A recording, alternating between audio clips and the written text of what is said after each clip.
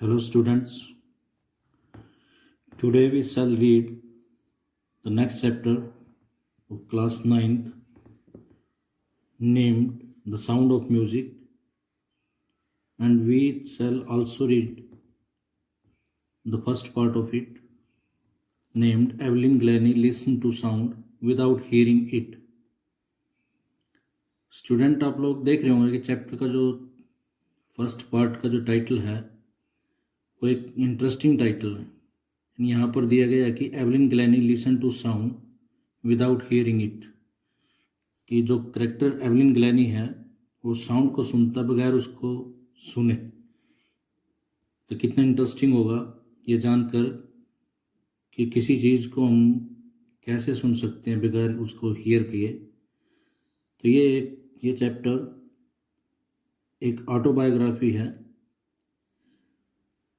written by Debra Colley. Let's read the chapter.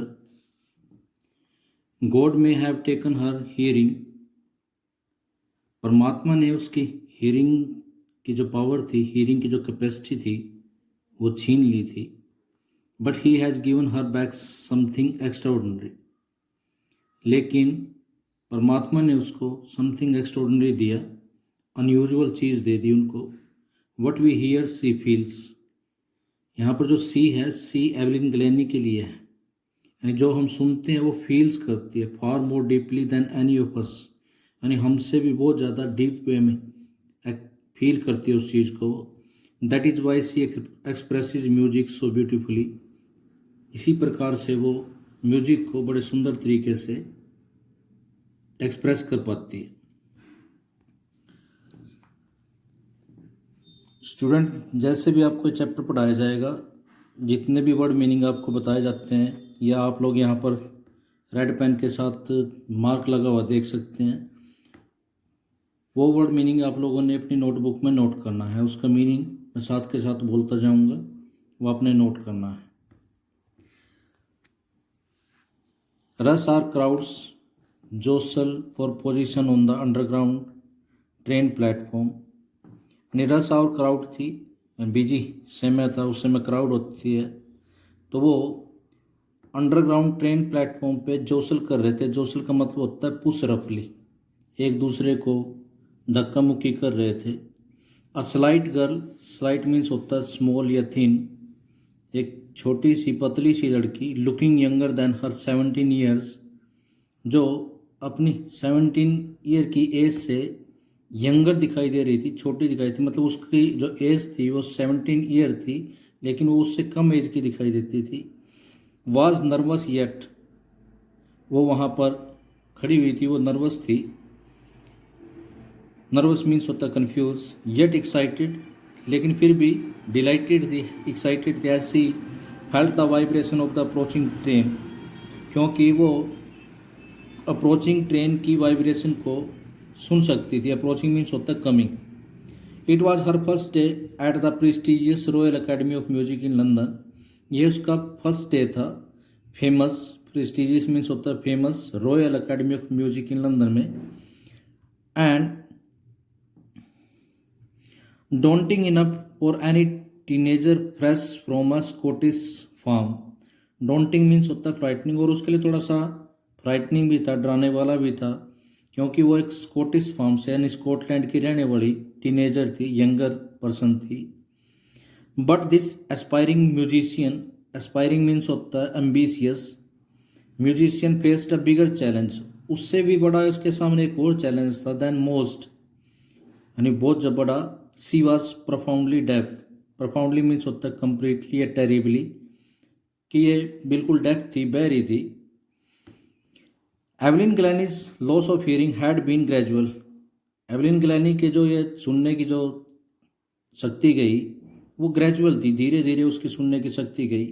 Her mother remembers, तो उसकी mother याद करती है, नोटिसिंग समथिंग वाज रॉन्ग, ये नोटिस किया उसने कि उसके साथ कुछ गलत हो रहा है।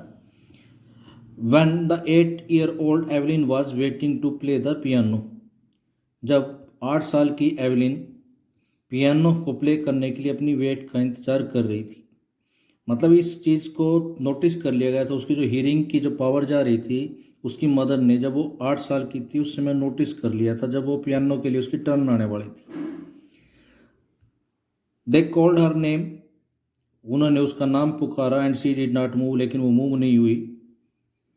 आई suddenly realise she had not heard, मैंने अचानक रियलाइज किया, एक्सपीरियंस्ड किया कि उसने सुना नहीं। सेज इजाबेल ग्लैनी, इजाबेल ग्लैनी ने कहा, इजाबेल ग्लैनी एवलिन ग्लैनी की मदर का नाम है।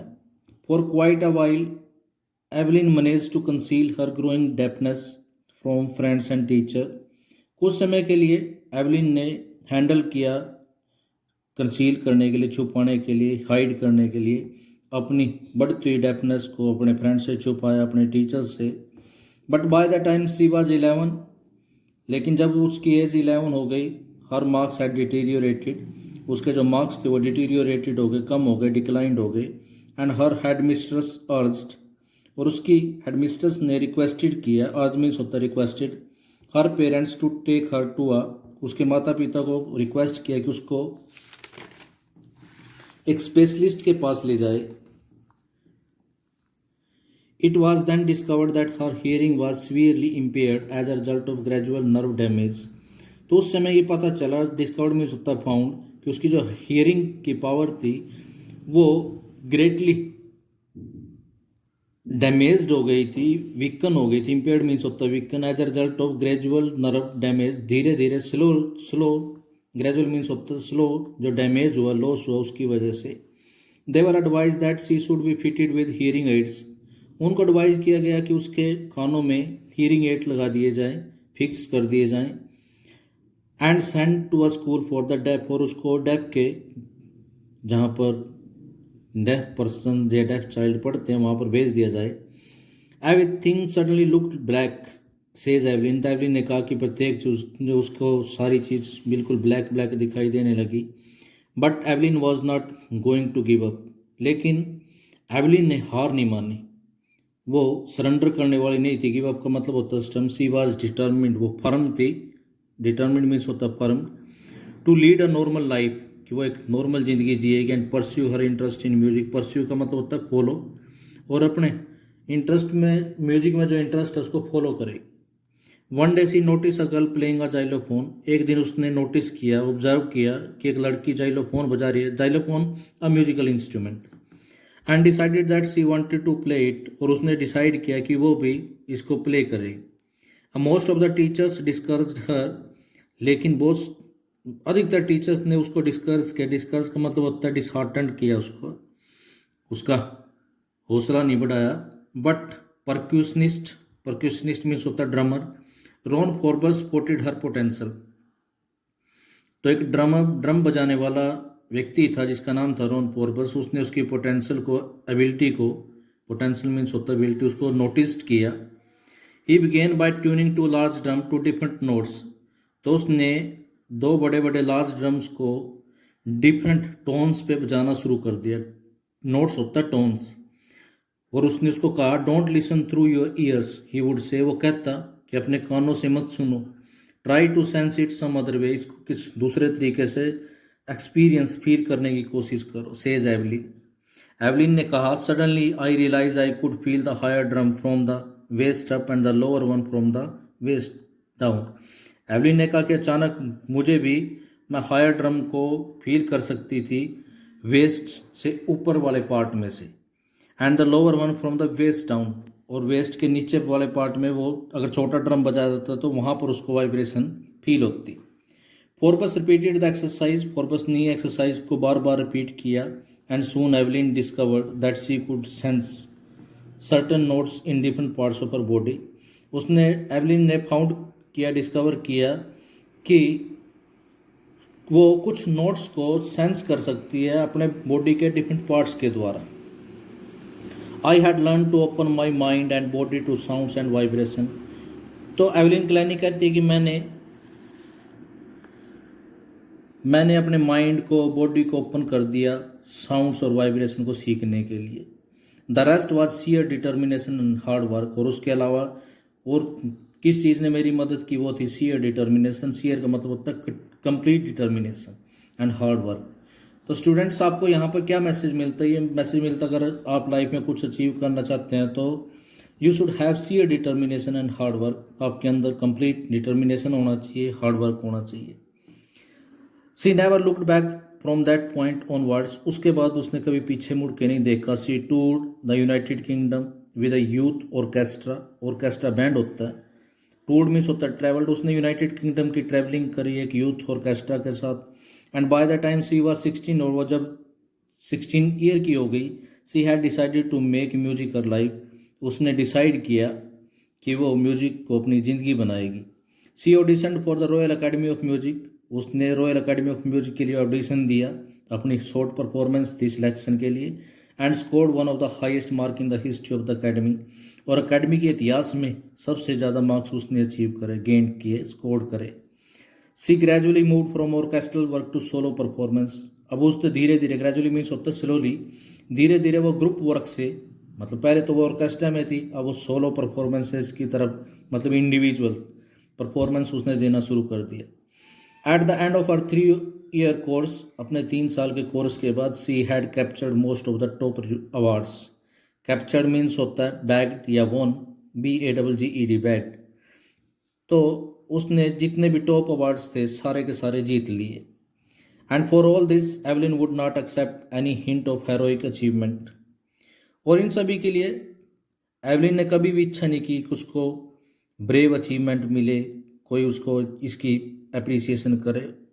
If you work hard and know where you are going, you will get there. अगर आप हार्ड वर्क करते हो और ये जानते हो कि आपने कहाँ पर जाना, मतलब आपको पता कि आपकी पर्पज़ क्या, आपका एम क्या, आपका गोल क्या है, तो आप डेफिनेटली वहाँ पर पहुँच जाएंगे।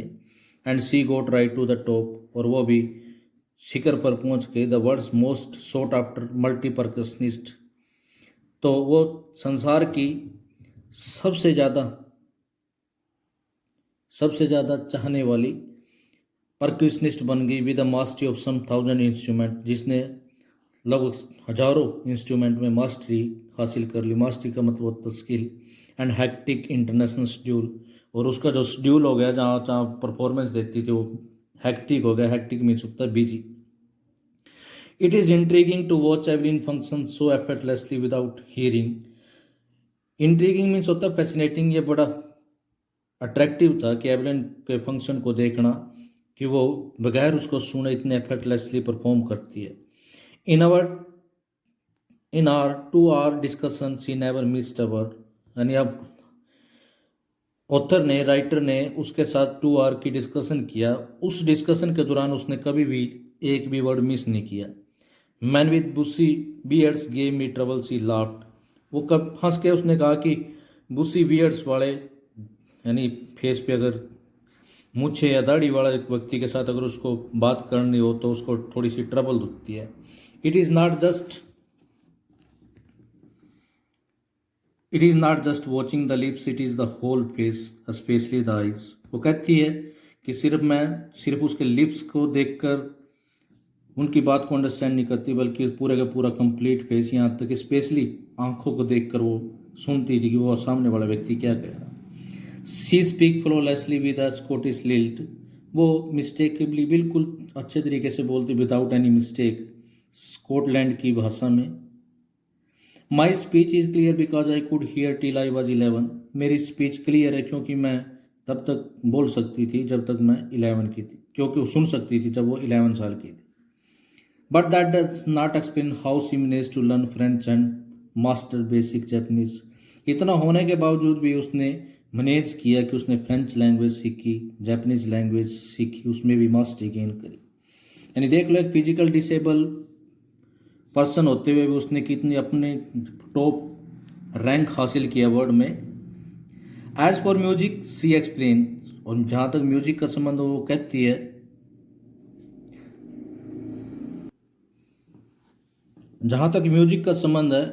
वो कहती है, it powers in through every part of my body. जो कि मेरे बॉडी के प्रत्येक पार्ट में म्यूजिक है। It tingles in the skin, my cheek bones and even in my hair. यानी ये मेरी स्किन में भी प्रिकल करता है। टिंगल्स मीन्स होता है प्रिकिंग करना, उसके चीक बोन्स में, उसके फेस पर भी, उसके हेयर में भी, मतलब प्रत्येक पार्ट उसका म्यूजिक को हिंट देता है। When she plays the xylophone, she can sense the sound passing up the stick into her fingertips. तो कहती है कि जब वो जाइलोफोन को बजाती है तो वो साउंड को सेंस कर सकती है जो स्टिक से होते हुए उसके फिंगर टिप्स में पहुंचती है स्टिक से होते हुए. By leaning against the drums, और ड्रम के अगेंस्ट रेस्ट करके उसके सहारा लेकर खड़े होकर she can feel the resonances flowing into her body. Resonances means होता है टोन्स, ये साउंड्स. तो वो अपनी बॉडी में जो साउंड्स जाती थी उनको महसूस कर सकती थी. ऑन अ वुडन प्लेटफॉर्म्स, अगर वो किसी लकड़ी के फट्टे पे चबूतरे पे खड़ी हो जाती, सी रिमूव्स हर शूज, वो अपने शूज निकाल देती, so that the vibration pass through her bare feet and up her legs, ताकि वाइब्रेशन उसके बेयर फीट से पास होती है उसकी लेग की तरफ पहुंच जाए.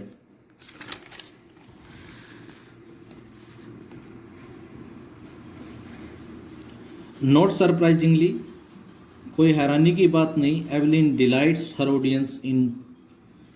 एवलिन ने अपनी ऑडियंस को भी, जहाँ पर वो परफॉर्मेंस देती है, उनको भी खुश किया.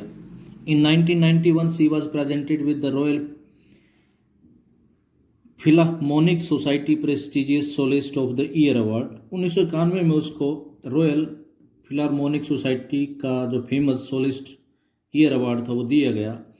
Says master percussionist James Blades जो एक मास्टर परक्यूशनिस्ट था, ड्रमर था, उसने कहा, God may have taken her hearing but he has given her back something extraordinary. तो किसने बोली ये लाइनें? जेम्स ब्लेड्स ने. कि गॉड ने उसको चाहे बेशक से उसकी हियरिंग ले ली लेकिन उसको कुछ समथिंग एक्स्ट्राऑर्डिनरी दिया है. What we hears he feels, जो हम सुनते हैं वो महसूस करती है, far more deeply than any of us, हमसे भी बहुत ज़्यादा गहरे तरीके से. That is why she expresses music so beautifully, इसी वजह से वो म्यूजिक को इतने सुंदर तरीके से एक्सप्रेस कर पाती है. Evelyn confesses that she is something of a वर्कaholic. कन्फेसिस मीन्स होता है एग्रीज या एक्सेप्ट्स.